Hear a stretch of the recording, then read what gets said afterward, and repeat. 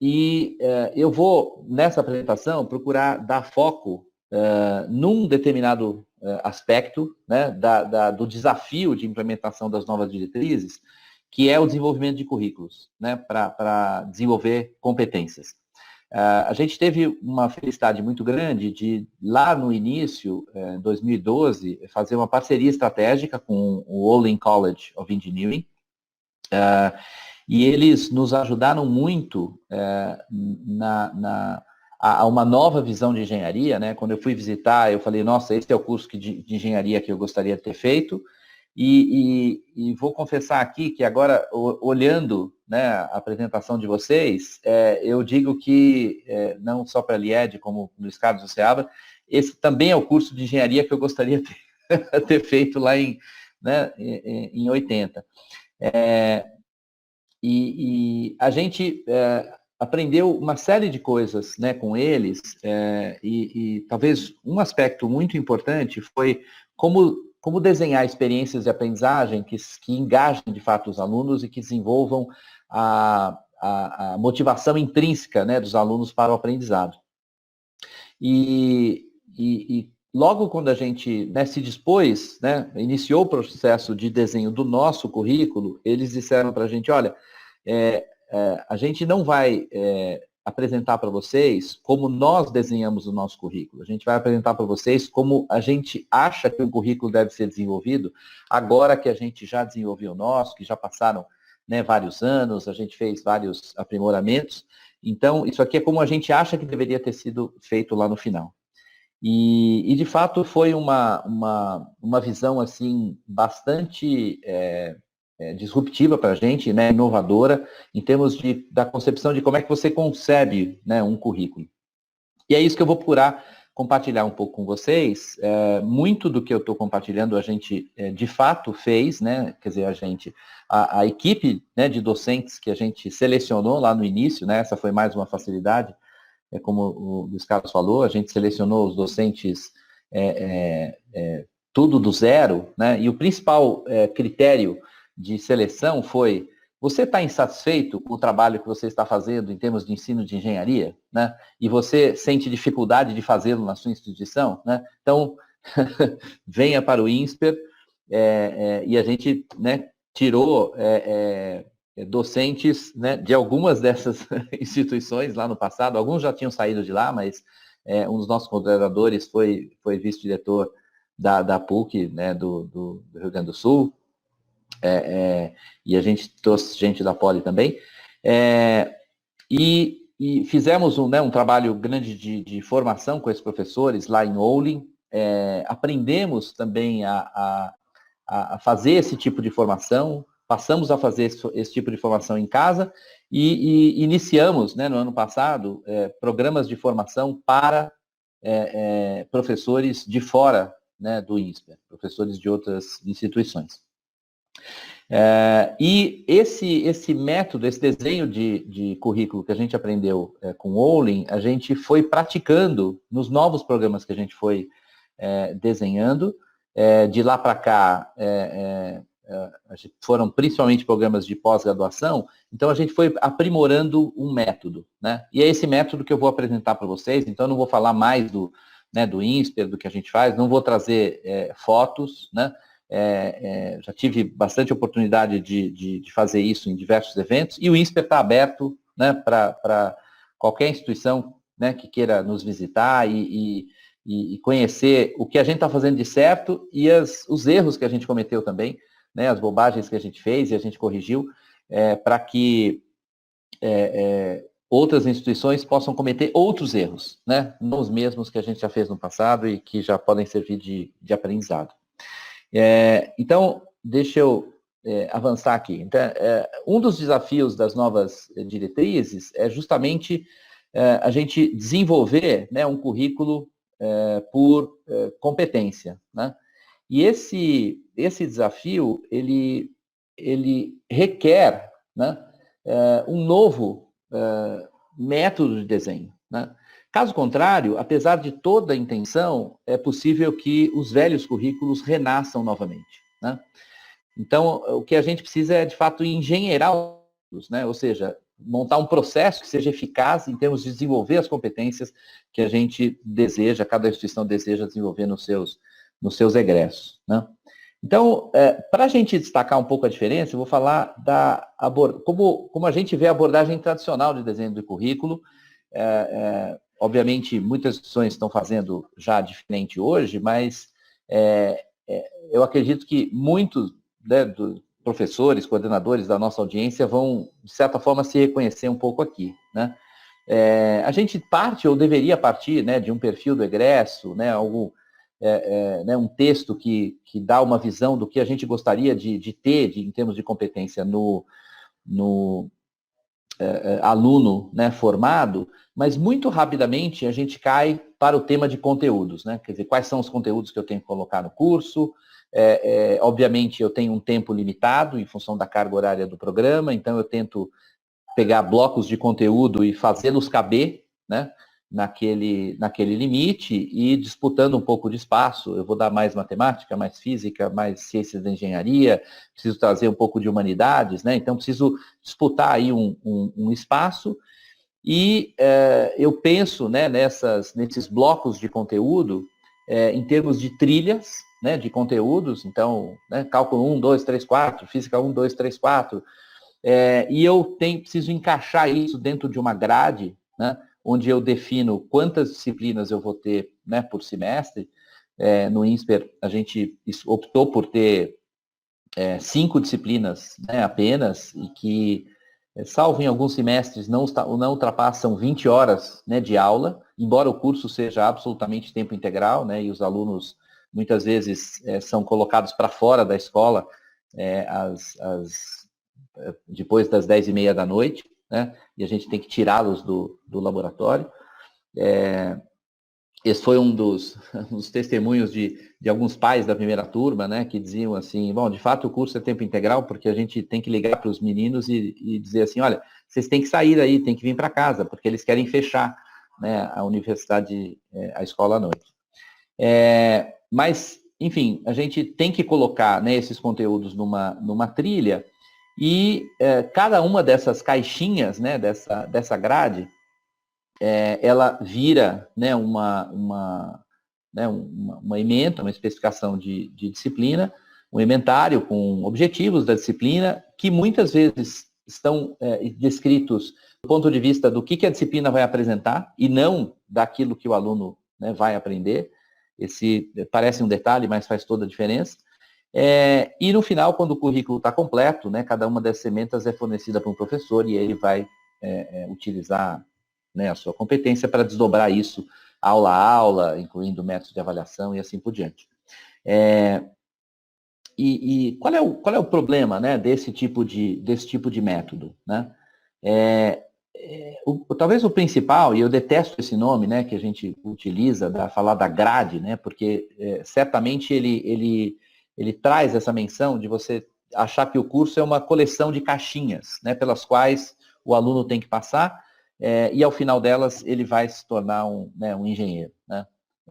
Não é assim que a gente forma um engenheiro, né? E se a gente não estava formando assim, ele não saía formado, de fato, da escola, ele ia se formar depois no trabalho. Eu acho que o nosso grande desafio é deixá-lo mais pronto, né, para o mercado de trabalho, para que ele tenha esse potencial de chegar nas organizações, nas empresas, e estimular a mudança, né? O novo aluno que a gente está soltando no mercado, ele tem que estimular essa mudança. É para tudo isso que a gente que a gente reviu as diretrizes para estimular a inovação na indústria nacional e fazer com que essa geração, né, que vai sair daqui, de fato faça essa transformação.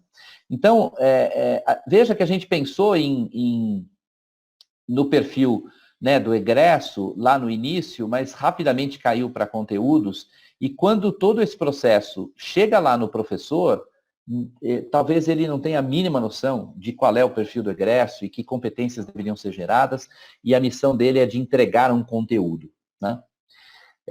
Então, a gente precisa de uma nova abordagem, né, para fazer isso. E o que eu vou mostrar é como a gente consolidou, em termos de um processo de desenho de currículo, como é que ele deveria acontecer. Então, parte, né, do perfil do egresso, mas principalmente da definição das competências que a gente quer formar no aluno, né? E a gente precisa fazer essas competências chegarem na sala de aula. Então, a gente precisa desdobrar essas competências, né, em que tipo de habilidade elas deveriam desenvolver nos alunos, os conteúdos associados, obviamente, e como é que essa competência vai ser avaliada, né, para que a gente possa fazer a gestão da aprendizagem.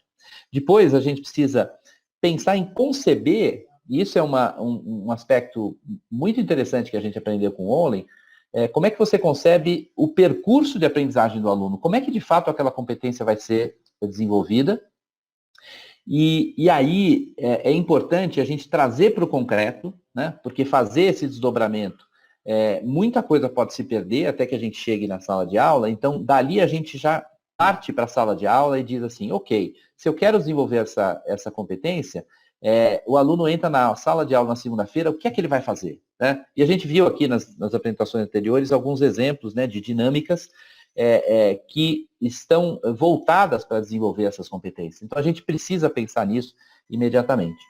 Aí, com base nessa geração de ideias, né, de experiência de aprendizagem, consolidar um desenho macro do curso e especificar como é que os diferentes componentes curriculares, a gente pode chamar de disciplinas, mas talvez de uma maneira um pouco mais ampla de componentes curriculares, para que, no final das contas, os professores que vão desenvolver o detalhe disso, eles saibam exatamente qual é a sua missão e de que forma eles contribuem para desenvolver essas competências, né? Então, eu vou entrar um pouquinho em detalhe de cada um desses temas.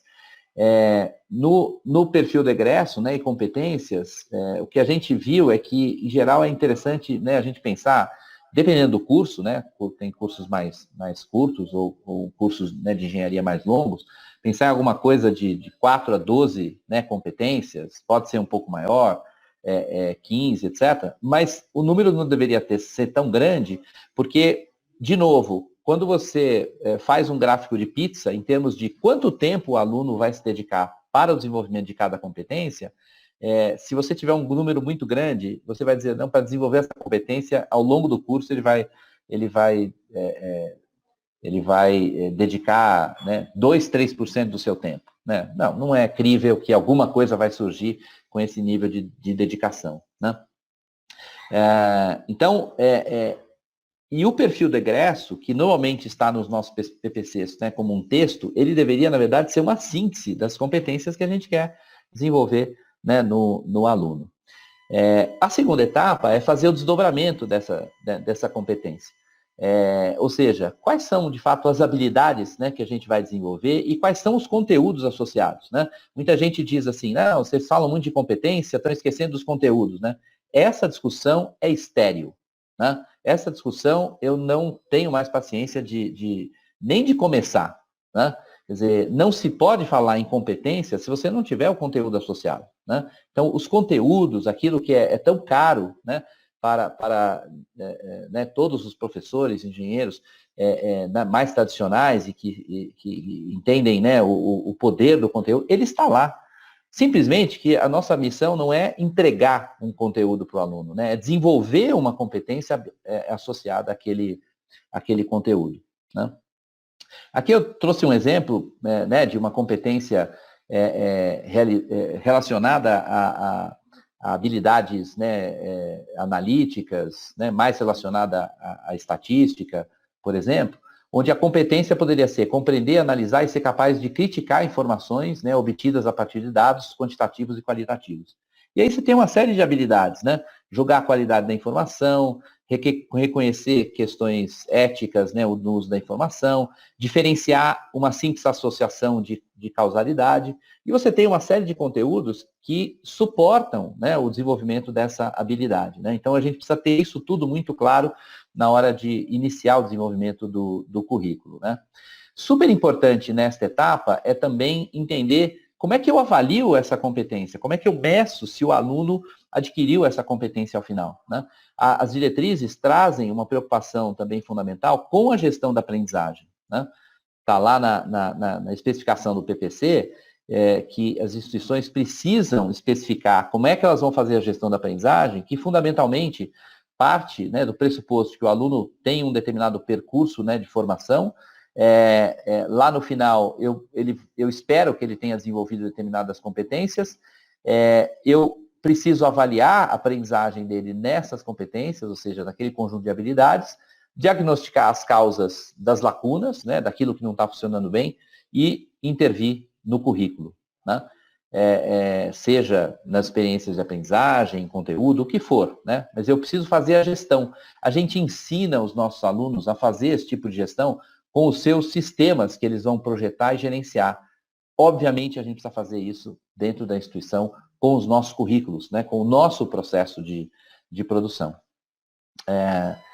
A terceira etapa é pensar no percurso, né, de aprendizagem dessas habilidades. E aqui também foi uma abertura de cabeça, né, que a gente teve com o Onlin, porque quando a gente pensa no percurso, muitas vezes a gente pensa num percurso desse tipo, né? Então eu vou desenhar lá uma disciplina, vou desenhar um curso, e eu tenho 4 temas, né, que compõem, né, esse meu curso, uma trilha, por exemplo, de conteúdo, várias disciplinas, e eu quero, obviamente, ao final, que o aluno consiga integrar esses temas, né, para fazer coisas, né?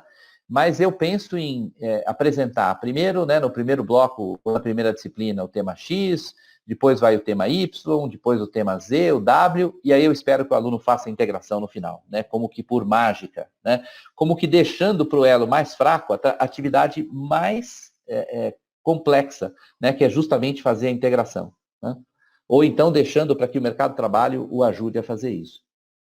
E aí a gente pode pensar em diferentes, né, percursos, né? Uma opção seria, por exemplo, né, eu entro com o tema X, aí eu entro com o Y, mas já faço a conexão com o X, entro com o Z, faço a conexão com os outros dois, e assim sucessivamente.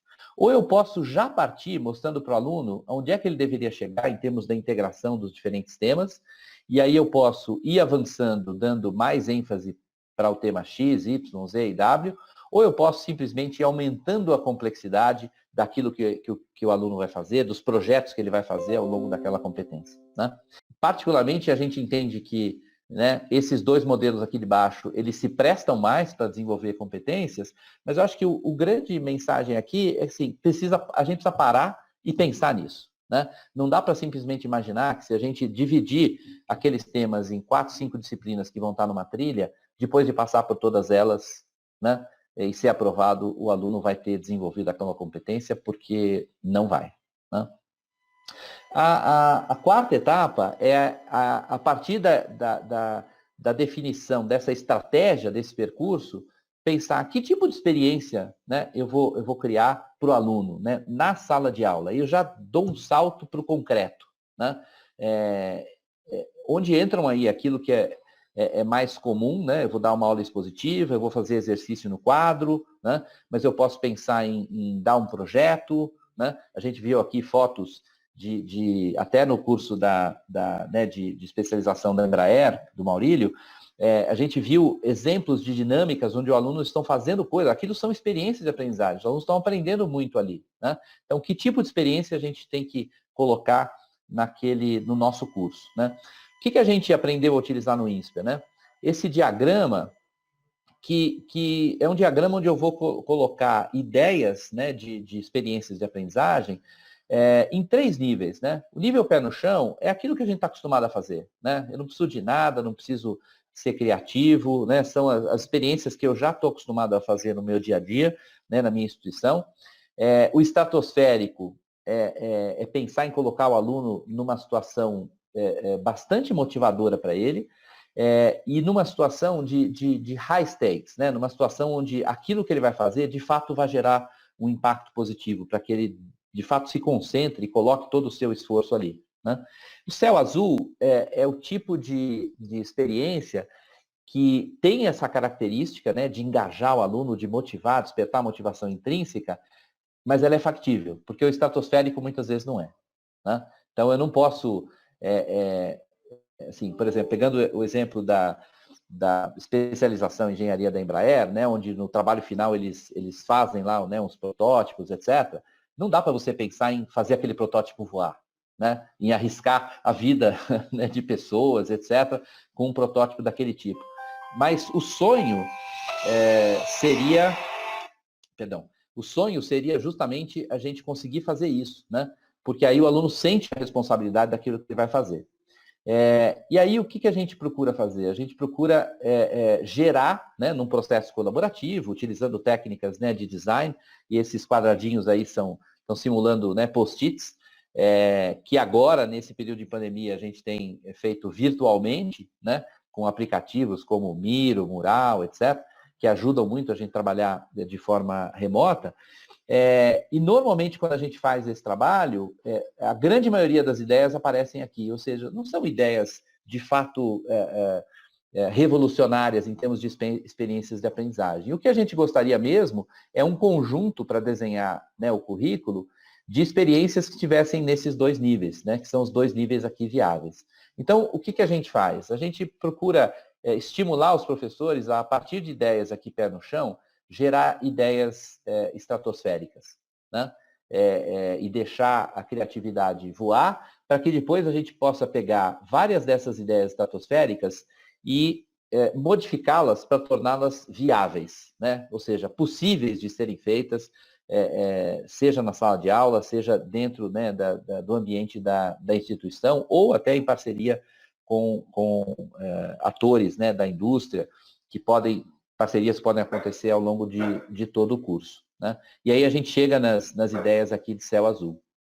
A partir daí, né, nesse movimento de criação, né, que pode, né, toma tempo e envolve, né, vários professores de diversas áreas, a gente teria aqui uma série de experiências interessantes, né, de aprendizagem, seja nesse nível pé no chão ou no nível Céu Azul, que a gente deveria consolidar em trilhas, né? E, obviamente, cada quadro desse é feito para uma competência ou, às vezes, até para uma determinada habilidade que a gente quer desenvolver no aluno.